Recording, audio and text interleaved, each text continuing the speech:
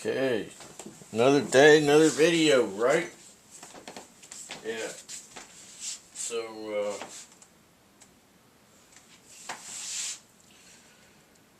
it's still cold. Well, not cold, but chilly. According to the calendar, it's supposed to be spring. You know, I mean, there were a few days earlier in March that were like pretty darn nice out. Still had about 2 feet of snow on the ground in places, but it was pretty nice. Now all the snow is, I think almost probably 99.5% of the snow is gone now. But we've been having rain a little bit here and there, and it's pretending to be spring. But anyway, where am I at here? Yeah. So,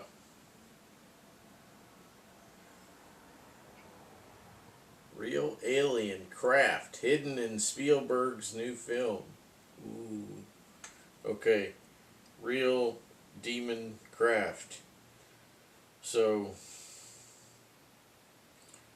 I mean, the thing is, guys, is that I have talked about this ad nauseum about aliens are demons. And, you know, I mean, it's just a fact. And it does not matter whether you want to believe it or not, because denial of truth doesn't make it false. Now, I did a lot of research on quote-unquote aliens sporadically here and there over the years. You know, everybody's got their little hobbies, right? But I remember as a kid, school library, Flying Saucers and the Three Men by Albert K. Bender. It's a tough read for a Christian because it suggests things that go against what we believe as Christians.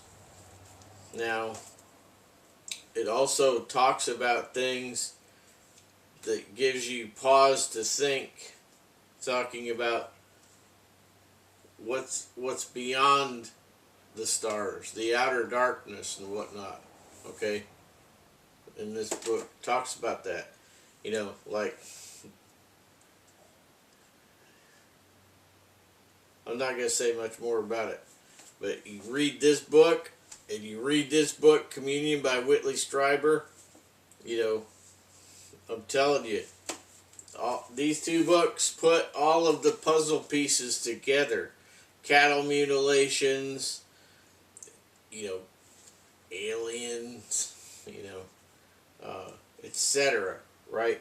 Now, you'll say, well, how do you know all that? Well, I mean, come on. You don't have to be a rocket scientist to know that when aliens make bodies and store them for future use, that they're using possession in order to inhabit them. So they take their spiritual essence. Okay, we have all seen the movie The Exorcist, right? We've all seen it. Exorcism. It's where somebody gets possessed. Alien spirit goes into the body and takes over like a marionette, right? Well, that's what happens here. Angels are spirit beings, and they can possess a body. So all those animal mutilations and everything, and taking of women's babies and all that stuff, all of that has led to these bodies, right? So they're getting genetics. Why do you think that they want everybody all excited about? Oh, find out where you came from. Send a sample of your genetics to us, and we'll tell you. Oh, you're from Yugoslavia. Oh, you're from Brazil. Oh, you're from here, or you from there. Yeah, this is your genetic makeup. Baloney. They're telling you whatever they want to, basically. They're just taking your genetics. Don't send that in. Okay, it's not a game. They just want a copy of your individual genetics. That's what they want. Why? Because they're trying to clone somebody to inhabit, so that they don't have to look like this anymore. They could look like a human. Do you understand what I'm saying here? But they can only make these grotesque ant-like objects. You know, these bodies, the grays and the almonds and whatever, you know, but they can only do that. I mean, they want to inhabit real bodies. They can't possess enough people. Because you gotta give up your will to be possessed. That's, we're not gonna get into all that, but it's, that's where they're going. All this stuff with the, find out where you came from. Oh, I'm part black. Oh, I'm part white. Oh, I'm part Asian. Oh, my genetics come down through, you know, Bulgaria. Or, I mean, it could be anything, right? It's quite possible that they're just saying, well, oh, your last name is O'Connell, right? O'Connell. Oh, that's an easy one. Let's just tell him he's from Ireland.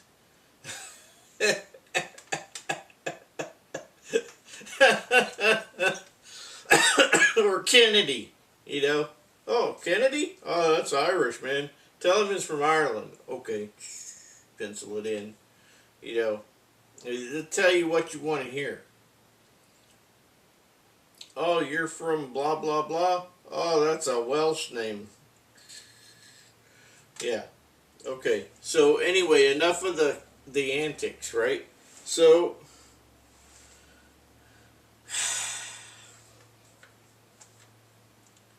coffee. So that's the thing, guys. Disclosure by Spielberg is coming up in the summer. I have heard over and over, and I don't remember where, because that's how I am anymore. There's no Christmas this year for some reason. Why? Why would there not be any Christmas this year? I'm not talking about from the government telling me, oh, there's not going to be any Christmas this year. No, I'm just saying people in general have been having visions and whatnot and saying, there won't be Christmas this year. It doesn't have anything to do with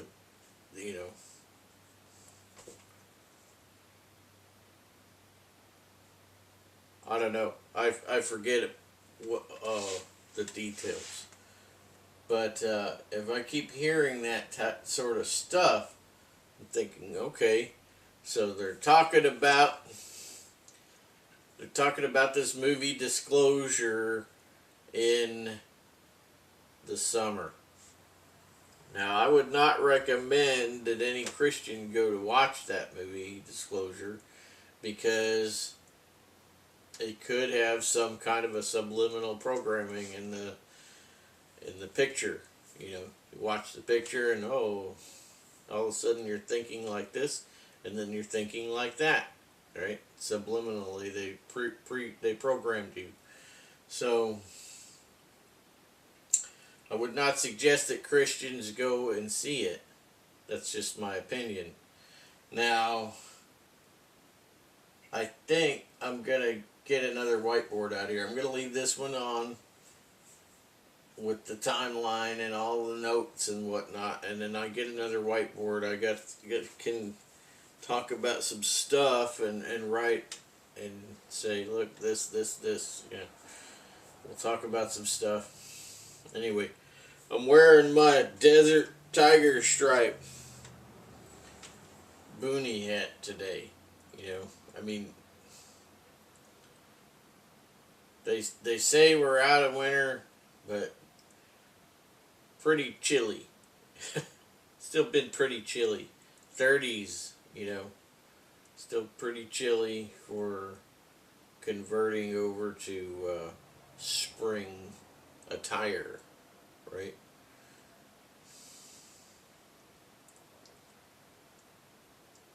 Yesterday, I talked about, in the last video, I talked about spring summer attire with the tiger stripes, and I got out my belt kit without the harness and H harness. Okay, I gotta find that H harness. I took it off because I wanted to do some measuring or something, and then it's somewhere. It's easy to lose things when you're an older guy because especially when you got a lot of stuff that's camouflaged, because it just all blends together. It's hard to find something. It's, holy crap, you know. Gotta find that H harness, get it back on there. So as you saw, it was kind of hanging a little low in the video on the back, but I have it kind of loose because, you know, I want to be able to move around, squat down, whatnot. But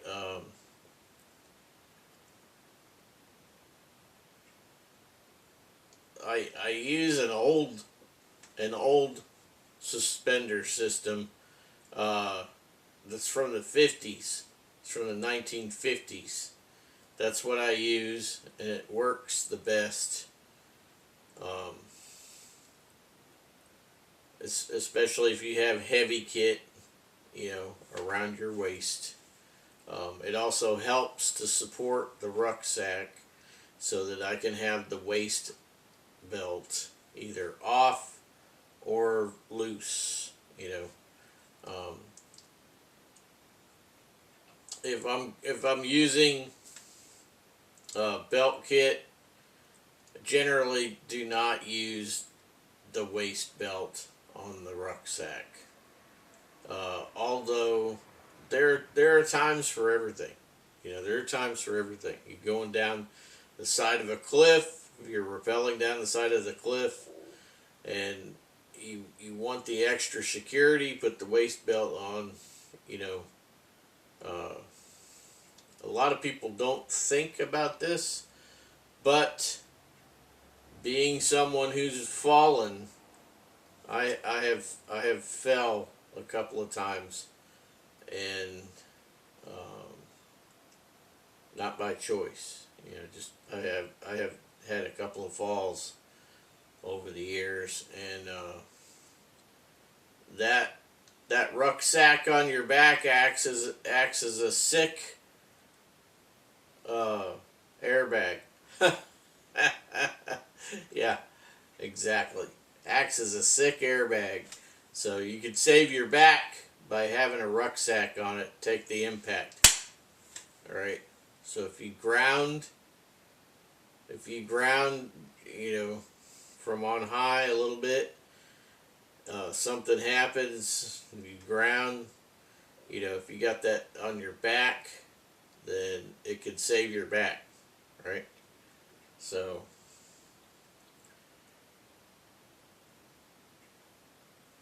you got to think ahead, okay? So anyway, there was a time that we did this movement up this ridge line, and I think I talked about this before, where we wanted to go was no longer there. It was on the map, but now it was a cliff. the cliff had fallen away. The cliffside had fallen away. So it was either march all the way back and go around and take a bunch more time, or it was time to utilize, rappelling techniques and stuff to get down this, this obstacle, which was this cliff. So anyway, we ended up getting down. Yeah, so it's in one of the old videos, probably where I was talking about ropes, probably a year or two ago. Yeah. Well, I've done so many things, not even, it boggles the mind how many different things that I have done over the years. I have spent a lot of years doing a lot of things. Many challenges. I always like challenge. Oh, I was going to share this book with you. This book is from the Central Intelligence Agency. It's from the Public Affairs. Central Intelligence Agency has a public affairs department. That's true. So, if you want a copy of this book, just call 1-703-482-0623. And that should give you Central Intelligence Public Affairs in Washington. Okay. Now, this book is called Intelligence in the War of Independence. And I don't know why they titled it Intelligence in the War of Independence. It should have been Intelligence in the War for Independence. That's what it should say. But it's not what it says. It's what this is what it says. So, if you want to pause and zoom in, feel free. Anyway.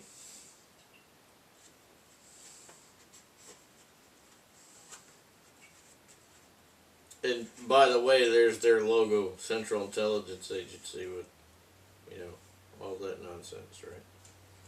So, all that nonsense. Organization of Intelligence. The Committee of Secret Correspondence. Intelligence operations. I mean, we could sit here and kind of like chuckle a little bit over this, but this is actual history, intelligence techniques, It's got some stuff in here that you might be interested in, right? Ask for it by name, as seen on TV. Yeah.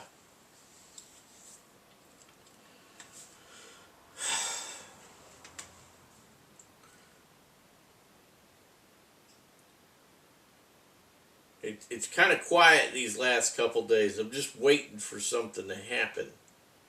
Something's got to be brewing in the back rooms somewhere, right? Somewhere. There's this little thing going around. Oh, Benjamin Netanyahu is dead and blah, blah, blah. Oh, that's AI. Oh, this and that. The other blah, blah, blah. It's one thing that I learned over the years. It ain't happening till it's happening. And it ain't real unless you can really confirm it. You know what I mean? Hearsay is not real. Okay? Hearsay is not real. You need to be able to confirm stuff, whatnot.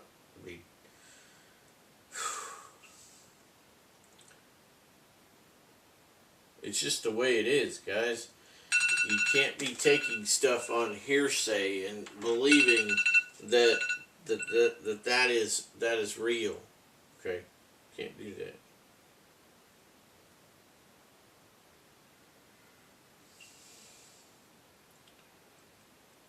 Okay, now I just got a text talking about an extended family member who has some physical issues. Now, this person works in the medical industry and they got a few jabs. Now, just to let you know, they wouldn't listen to me when I said do not get the jab. Even though you're in the medical industry, do not get the jab. And a lot of people in the medical industry said I'm not taking it, and they got fired. But now they have been forced to be reinstated because, you know, they were right. Don't take it. So, anyway, this person's undergone surgery and complications and whatnot. You know, my own brother died because of that nonsense back in 2020. They put him on remdesivir. It's basically destroyed his kidneys, and he died. So my eldest brother's dead because of the quote unquote medical, you know, the medical field. People like Fauci need to be hung by a rope. And I don't care if anybody likes me saying that or not. Those people need to be held accountable. They will probably never be held accountable on earth. But you know who will hold them accountable? That's right. The Lord will hold him accountable. So I'm not going to worry too much about it. Makes me angry, but you know, it makes me angry that my eldest brother got, you know, basically killed by the government for no reason. You know, he was a veteran and stuff as well. And, you know, it happened. We just got to deal with it. We got to deal with everything. You know, the timeline, I think that the timeline's pretty accurate. You know, I believe that we are looking at a rapture sometime mid-2027 or mid-2028. That's when I feel, according to everything that I have seen and made note of. I feel that's about the time that we should really be looking for a rapture. And the rapture is like an indicator for the Antichrist. So, you know, the Antichrist cannot be revealed until the rapture happens. That's in 2 Thessalonians 2. So, you're going to have a revolt by the people first. So, some kind of a revolution is going to happen. And then the rapture of all of the true believers will happen. And then after that, and only after that, can the Antichrist be revealed. And that's in 2 Thessalonians 2. So many people do not read the whole chapter, or they want to cherry pick one little section of this or one little section of that, and they don't think that the Antichrist has to be after the rapture. Well, that's wrong, because 2 Thessalonians 2 says otherwise. It says, and then that evil one can reveal himself. Okay, that's in 2 Thessalonians 2. And then, that means after the Holy Spirit, has been removed from the earth. And all the Christians that the Holy Spirit obviously inhabits, because people are the people are the church. Okay? The people are the temple of the Holy Spirit. Anyway, I'm off on another tangent. Yeah. restart that anyway, even though I'm a minute or two behind. So I went through 20 minutes pretty easy. Well,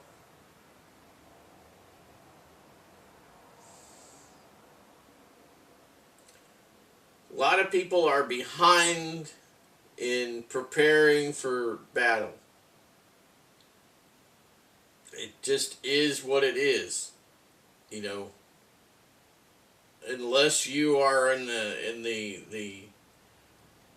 the top tier earners in this country and around the world. You know, the average person, the average Christian is not well to do. The average Christian is not well to do. And we can only do so much to prepare for these days. You know, we only have so much money to spread around. You know, like I have a buddy of mine right now. You know, he's a former Navy guy and has he only has so much money to spread around. You know, he's doing what he can, and you know, be nice if he were closer. I could help him a little bit more with his kit, but it is what it is. You know.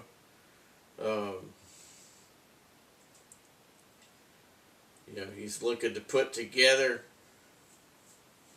you know, something, but you know,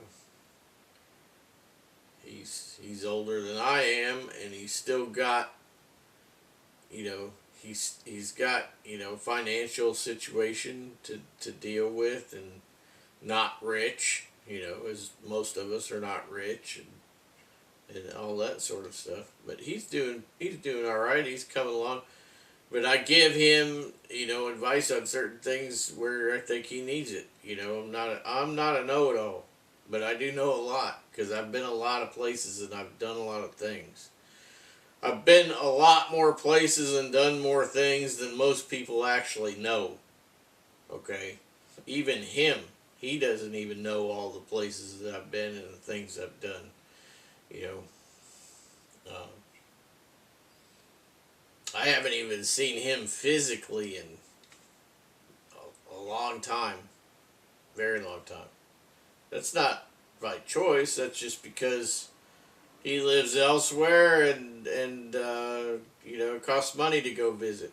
And I don't have money. You know, you know, you think, oh, that guy's got a lot of money. He's always doing something. Well, you know, people that are semi-retired, they spend money on this and they spend money on that. You know, some of the projects that I started last year are not complete because everything takes money. You know, you got to have the money to do stuff. My sewing machine isn't doing real well. I'm going to try to like mess with it a bit, see if I can get it to working good again. You know, I have wanted to buy an industrial machine for a long time. But I have put it off and put it off and put it off. You know, and I mean, at some point, I'll just have to bite the bullet, you know, and get an industrial machine. And when I do, a lot of things will become more easier to build, you know, for my projects. So I have a lot of different projects that involve sewing, you know. It just, you know, you just can't get around some things. You would have customized a rucksack or, you know, something. You know, you got to be able to sew it up. You can't just take it to somebody and say, hey, this is what I want. You know, they may have no idea what it really is that you want. You know, and it may come out totally terrible and you'll like feel like yelling at them. And then usually it's a woman and you don't want to do that. You know, you don't want to hurt their little feelings and stuff. But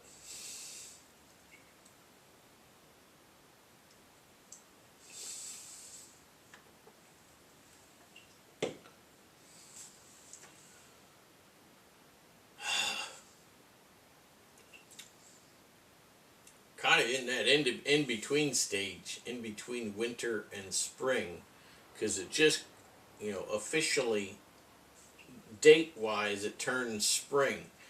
But my green hasn't flipped on yet. That's the thing about seasons. They are not digital, you know. Digital means it's either off or on, 0 or 1, okay? Analog, it just kind of, you know, it's like a speedometer. Analog, you know, it's going to go gradually, you know, gradually. So right now, everything's still brown outside. Trees are still bare, you know. It's going to be April, May before everything really greens up.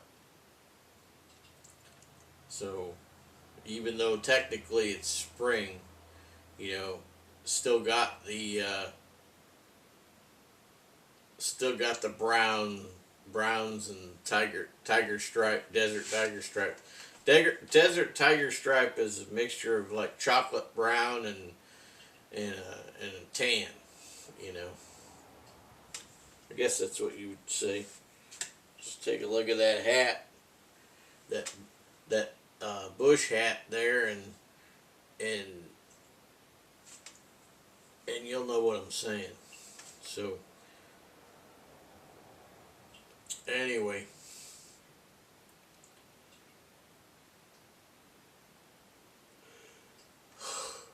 boy,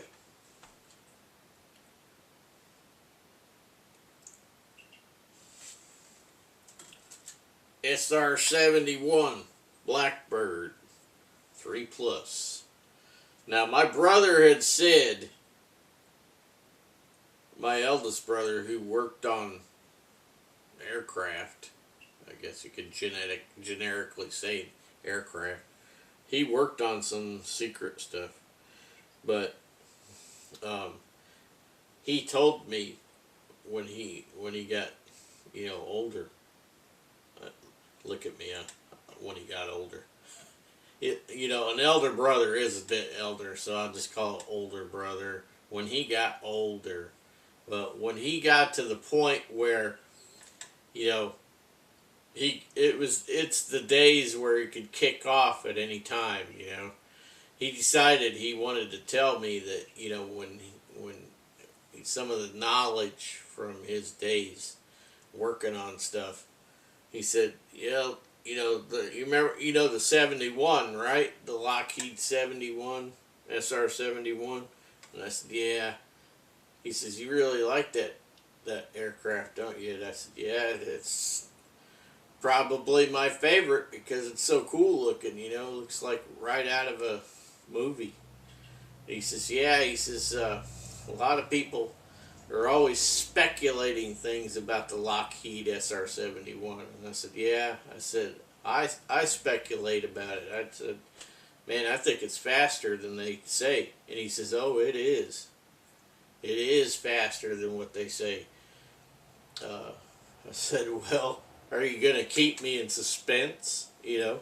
And he said, well, he says, I'll let you in on a few things.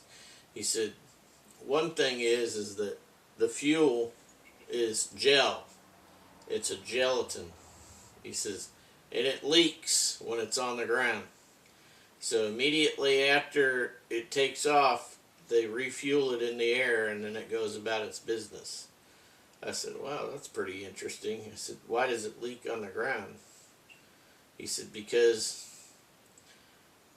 the way it's constructed, he says, it heats up and expands and then all the leaks go away. You know, the shell of the craft heats up and expands, and then it, you know, it's and other stuff, and then the leakage goes away.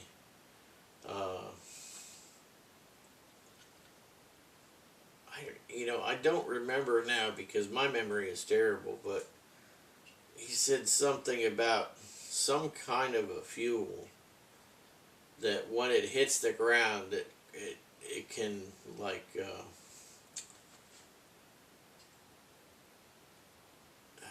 it might have been a fuel, it might not have been a fuel.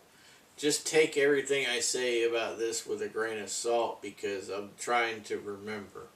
And I can't remember whether he was telling me something about some fuel that it might have been fuel, it might have been something else, but it definitely had to do with an aircraft that people don't, are just not privy to. But when this, I'm thinking it was a fuel, may not have been a fuel. Any of you guys that out there that might be in the know could correct me if you like. But whatever it was, it hit the ground, and it was cold. It was like liquid nitrogen or something, but it was a fuel or something like that, and it would cause the tarmac to crack. So there's that. What it is escapes me anymore because of this. All right, now what else? That the SR-71. I definitely remember this. He says that the SR-71 had a top speed between Mach 4 to Mach 6. Okay. Now, you gotta remember, my brother was, this is, he worked on aircraft for a long time. All his career. It just became more and more this and that type of aircraft, not just your regular everyday stuff. And then he talked about this, okay, scanning some F-111s at Cannon Air Force Base. Okay, talked about that in the 70s. That happened. He talked about seeing these a couple times.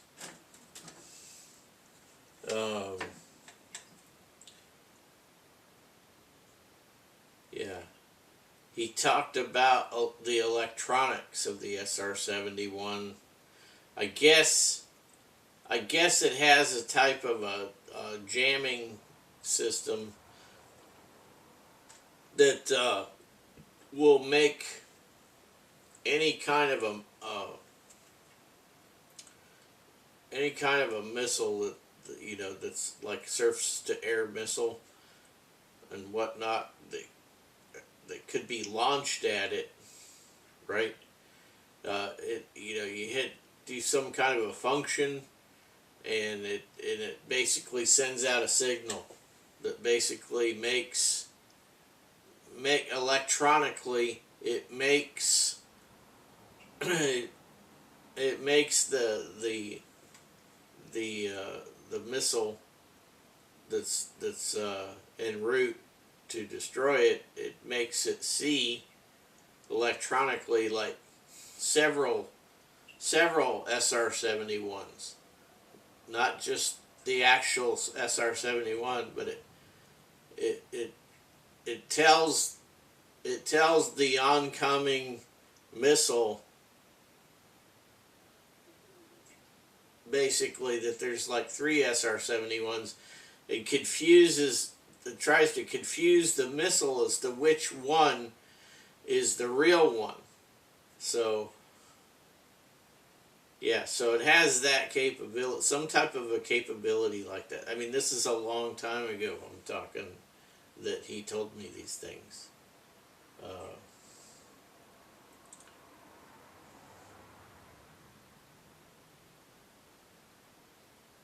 Yeah. So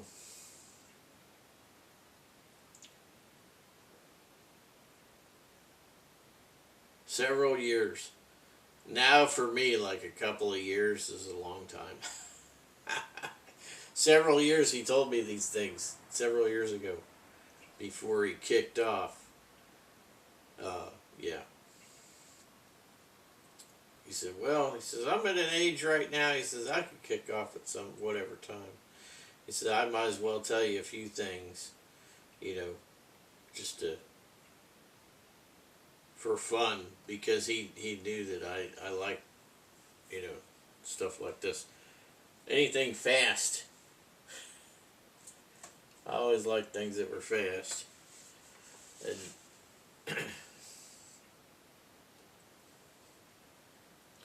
what else can I think of today about what's going on?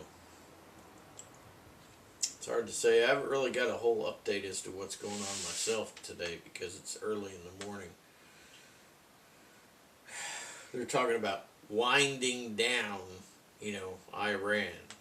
You know, so when it, you know, Iran itself, they took out two of the idiots that they had, you know, Khomeini they had in charge, and then the other one, his son, I guess they wanted him to be in charge.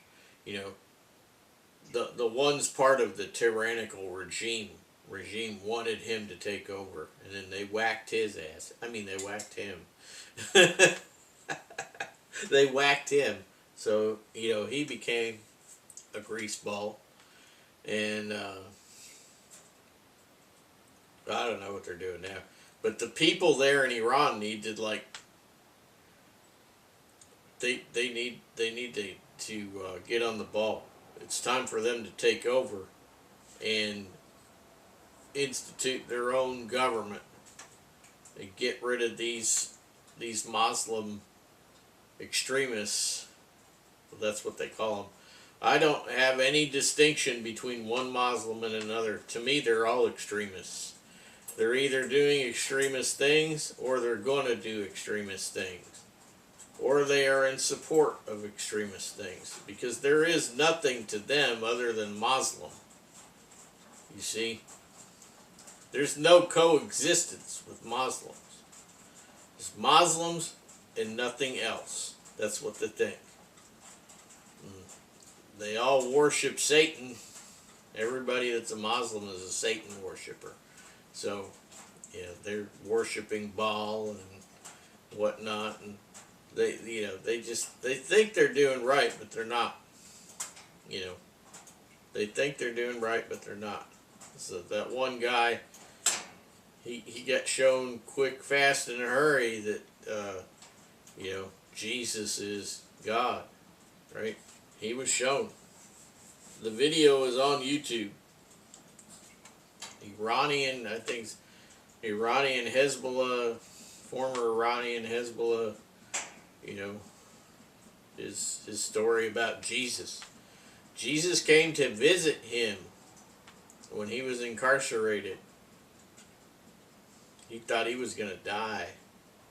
He thought he was going to die. He was shooken up. You know, and the thing is, too, is even years later, in the video, in the interview with him, he was shooken up even in the interview. I mean, it shook him. Shook him to his core. Yep, Jesus is the real deal. If you don't believe in Jesus, you better get believing, because there's nothing else but Jesus. That's it. Everything else is deceivement, deceiving spirits. 100%. And this is going to happen more and more as time goes on. You know, there's just going to be more and more evil in the world, you know, as we get closer to the end of things. It's just going to happen, you know, but God willing, the rapture will be fairly soon. We don't know exactly when it's going to be, but we know that it's probably going to be in that time period there that I talked about a few minutes ago. And because of, we are all watching. We're watching and waiting. We're watching all of the signs. And we read our Bibles, and we understand what's going on. That's the reason why we know. The Lord said, stay awake and be watchful. So that's what we do. We got to be ready. Ready to go. But in the meantime, We gotta hold down the fort. We are under siege. We're under siege, but we will prevail. Alright, guys. I always enjoy our little conversations. If you have questions or comments, you know where the email is, so just drop them. I'll see you later.